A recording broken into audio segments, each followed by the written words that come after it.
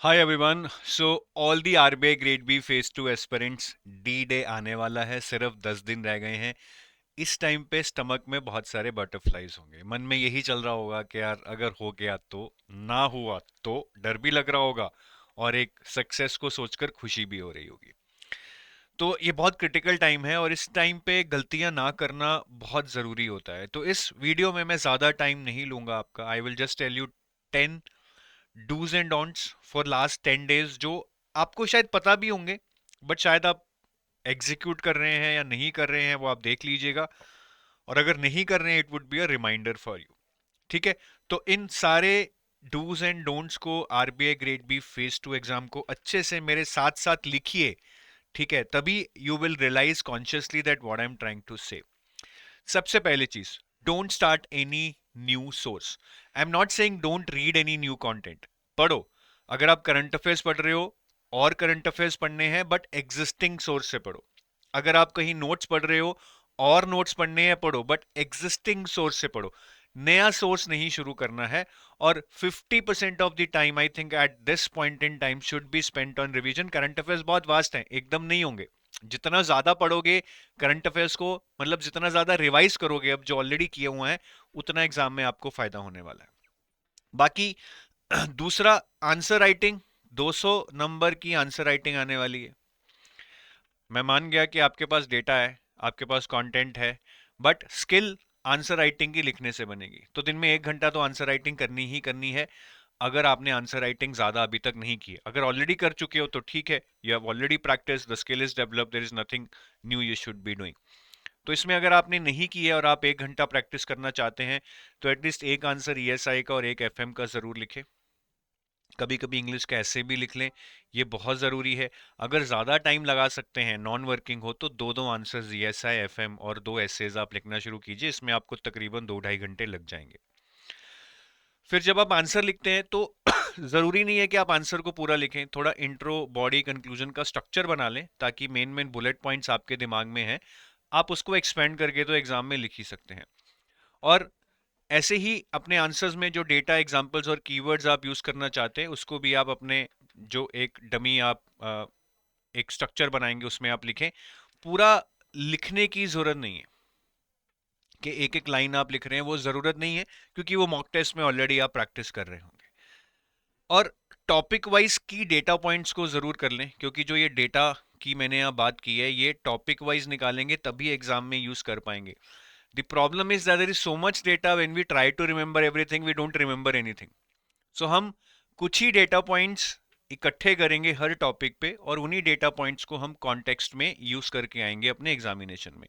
तो सपोज कीजिए आप हेल्थ पर कुछ डिटेल्स लिखना चाहते हैं, तो आप लिख लीजिए कि गवर्नमेंट का अब जो रीसेंट डेटा है वो क्या है, रिपोर्ट्स क्या कह रही हैं, ठीक है, फाइनेंस कमीशन क्या कह रहा है। तो जो इंपॉर्टेंट एंटिटीज हैं, इंपॉर्टेंट रिपोर्ट्स हैं, इंपॉर्टेंट सर्वेज हैं, इंपॉर्टेंट स्कीम्स हैं, वो क्या कह रही हैं, क्या डेटा है उनमें, आप उसको नोट डाउन कर लीजिए।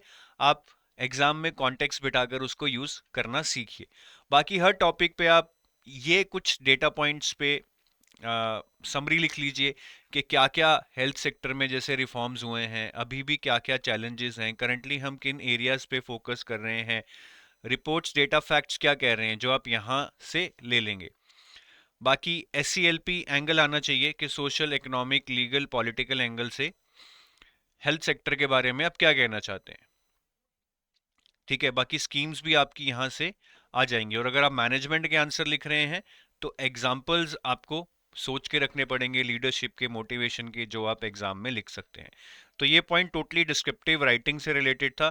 और पिछला पॉइंट भी जो मैंने आपको बताया था, डिस्क्रिप्टिव राइटिंग से ही रिलेटेड था, क्योंकि 300 में से 200 नंबर की डिस्क्रिप्टिव राइटिंग एग्जाम में आने वाली है। बाकी एक बहुत ज़रूरी चीज़ है कि जब हम एग्जाम में बैठते हैं ना, तो वहां पे जो हमें कीबोर्ड मिलेगा, that will not be the same as the keyboard that we might have been using at home. So don't be a slave of single keyboard. काफी लोग प्रैक्टिस तो बहुत करते हैं, बट सिंगल कीबोर्ड पे करते रहते हैं। नहीं, आपको अलग अलग कीबोर्ड होने चाहिए।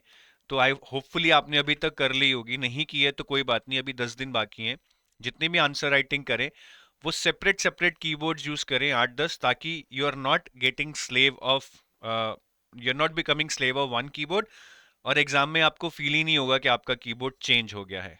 अगर आपने एक ही कीबोर्ड पे प्रैक्टिस करते रहे तो एग्जाम में आपको लगेगा कि कुछ अलग ही कीबोर्ड मिल गया है, and you will not be able to build up your speed. Fifth point है कुछ इंपॉर्टेंट रिपोर्ट्स एंड डिस्क्रिप्टिव के लिए, जिनमें से काफी सालों से क्वेश्चंस आ रहे हैं। इकोनॉमिक सर्वे, यूनियन बजट, ये तो खान है, इसमें इतने सारे टॉपिक्स हैं कि इनसे रिलेटेड एक आधा क्वेश्चन तो आता ही आता है। अगर डायरेक्टली इसमें से भी नहीं आया ना, पर ये आपने पढ़ा होगा तो आप उसका आंसर लिख लोगे। World development report, world economic outlook, RBI annual report, currency and finance report and financial stability report, ये भी कुछ इंपॉर्टेंट रिपोर्ट्स हैं जो आपको करनी है। करेंसी एंड फाइनेंस रिपोर्ट से क्वेश्चन आ चुका है पास्ट ईयर्स में, फाइनेंशियल स्टेबिलिटी रिपोर्ट से आ चुका है, world development report, world economic outlook से क्वेश्चंस आ चुके हैं। तो ये इजी कैच है, अगर यहां से डायरेक्टली क्वेश्चन आ गया, आप चैट जीपीटी की हेल्प लेकर इन रिपोर्ट से प्रोबेबल क्वेश्चंस बना सकते हैं जो एग्जाम में आ सकते हैं। बाकी ये बहुत इंपॉर्टेंट पॉइंट है, एफएम के पेपर में क्या होता है, आपको टोटल 6 क्वेश्चंस आएंगे जिसमें से आपको 4 करने हैं। ये 6 आपके 3 मैनेजमेंट में से होंगे और 3 फाइनेंस में से होंगे। तो जनरली जब लोग ये 4 क्वेश्चन करते हैं वो मैनेजमेंट के 3 क्वेश्चन टारगेट करते हैं और एक फाइनेंस का करते हैं। तो मैनेजमेंट में अगर आपने कोई चैप्टर छोड़ रखा है, उसका डिस्क्रिप्टिव अच्छे से नहीं किया तो कर जाओ भैया, बहुत इजी क्वेश्चंस आते हैं मैनेजमेंट में, 3 क्वेश्चन हमें मैनेजमेंट से ही करने हैं।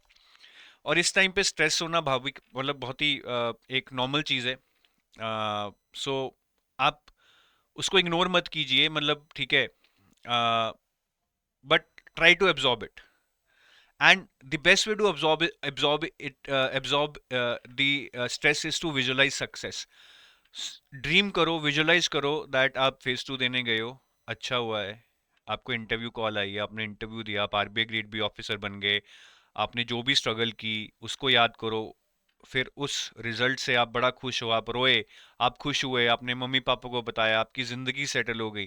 सो when you visualize this kind of success, don't be guilty, you need this kind of motivation to prepare at this level. ठीक है, फौजी भी लड़ाई करने जाता है ना, तो उसको ये थोड़ी सोचता है कि मैं मरूंगा, वो ये सोचता है कि 10 को मार के आऊंगा, तो मर भी जाते हैं। तो हमें अपना सक्सेस विजुअलाइज करना है, होगा क्या ये हमें नहीं पता है, हमें अपना बेस्ट देना है। Then revision of current affairs is very very important. तो ideally you should be doing 9 months of current affairs, चाहे आरबीआई नोटिफिकेशन हैं, स्कीम्स हैं, रिपोर्ट्स हैं, and without bias. Why I have written without bias, अब काफी लोग बोल रहे हैं कि स्कीम्स तो पिछले साल नहीं आई थी, फेज 1 में भी नहीं आई तो स्कीम्स मत करो।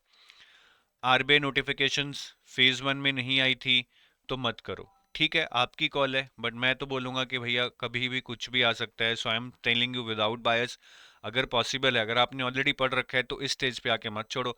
अगर नहीं पढ़ा है तो आई एम नॉट श्योर कि how much you can do in last 10 days, then there is limit to it, you are taking a risk, whether it's worth taking or not, only the exam would tell. Then ninth is regarding mocks. Don't give back to back mocks. First of all, back to back mocks का मतलब ये है कि आपने mocks तो इकट्ठे ही देने हैं, एक ही दिन में आपने एफएम, ईएसआई और इंग्लिश तीनों का मॉक देना है, जैसे एग्जाम में होगा, इन दी रियल एग्जाम लाइक एनवायरमेंट, एक ही दिन में देना है तीनों का एक एक। ठीक है, क्योंकि एग्जाम में जनरली ये स्टेमिना भी आपका चेक होता है कि आप तीनों पेपर बैठ कर दे सकते हो। लोगों के ना शोल्डर्स में, बैक में पेन होने लगती है, लिखा ही नहीं जाता है, मतलब हाथ की उंगलियां भी दुखने लग जाती हैं।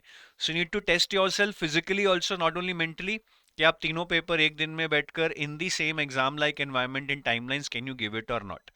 तो तीनों को एक दिन में देना है, जब भी देना है, अलग अलग नहीं देना है। बट अगर आप फर्स्ट मॉक दे रहे हो ठीक है, एक दिन में दे दोगे, लेकिन फिर उसके बाद जो सेकंड मॉक है वो एक दिन का ब्रेक लेके दोगे, back to back alternate days पे नहीं देना। बिकॉज मॉक टेस्ट में ना बहुत एनर्जी ड्रेन हो जाती है अगर आप अपना बेस्ट दोगे। तो एनर्जी ड्रेन होने के बाद you need some time to recuperate, you need some time to think यार अब अगला अच्छा कैसे करना है, you need some time to analyse कि यार क्या गलतियां हुई और अगले में क्या अच्छा करूंगा।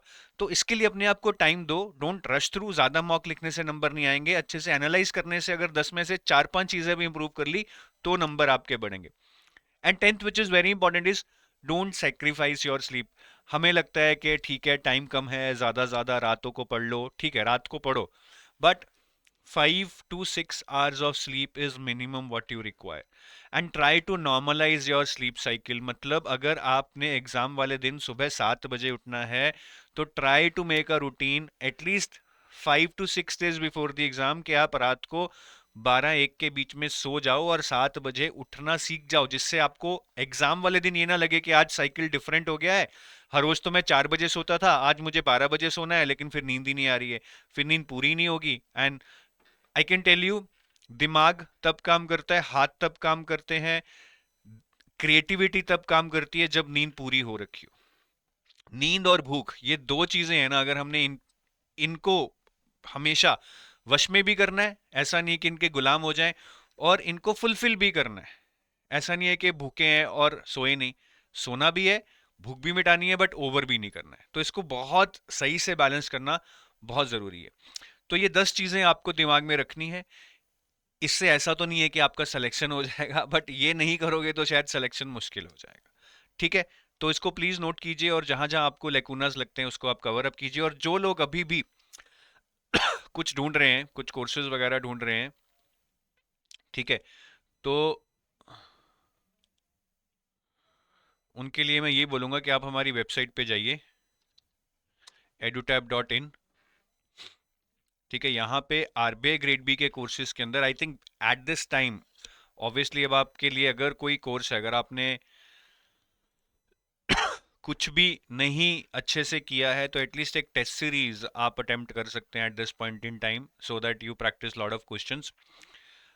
मॉक्स अटेम्प्ट कर सकते हैं। तो अगर आप आरबीआई ग्रेड बी के अंदर जाएंगे, यहाँ सिंगल सेलेक्ट करेंगे, ठीक है, तो आरबीआई ग्रेड बी के एक फेज 2 टेस्ट सीरीज है। तो अगर आपने मॉक्स नहीं लिए हैं, मॉक्स अटेम्प्ट करना चाहते हो, अपने डिस्क्रिप्टिव क्वेश्चंस को वैल्यूएट करना चाहते हो, तो RBI grade B phase 2 test series you can opt for. ठीक है, so with that I take your leave, thank you, have a nice day, bye bye.